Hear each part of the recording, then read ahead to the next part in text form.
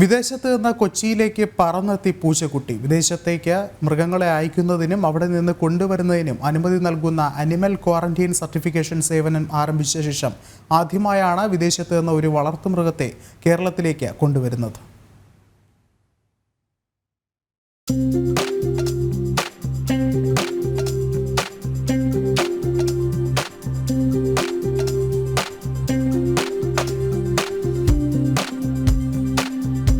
ഖത്തറിൽ നിന്നും ഇവ എന്ന പൂച്ചക്കുട്ടിയാണ് പുതിയ സംവിധാനത്തിലൂടെ കൊച്ചിയിലേക്ക് എത്തിയത്. സ്വന്തം ഫോട്ടോയൊക്കെ പതിപ്പിച്ച പാസ്പോർട്ടൊക്കെ അണിഞ്ഞാണ് ഇവ വിമാനമിറങ്ങിയത്. പുറത്തെ കാഴ്ചകൾ പൂച്ചക്കുട്ടിക്ക് പുതുമയായി.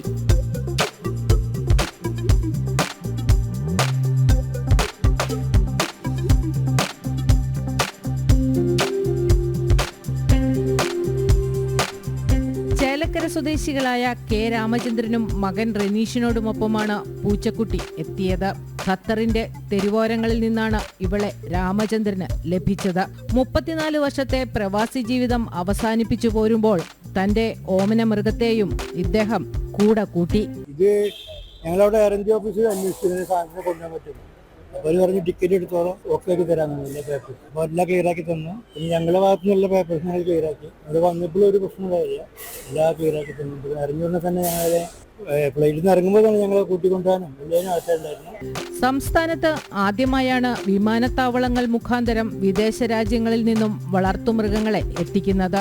അടുത്ത ദിവസം ബെൽജിയത്തിലെ മറ്റൊരു ഓമന മൃഗവും കേരളത്തിൽ എത്തിച്ചേരും. ജനം, കൊച്ചി.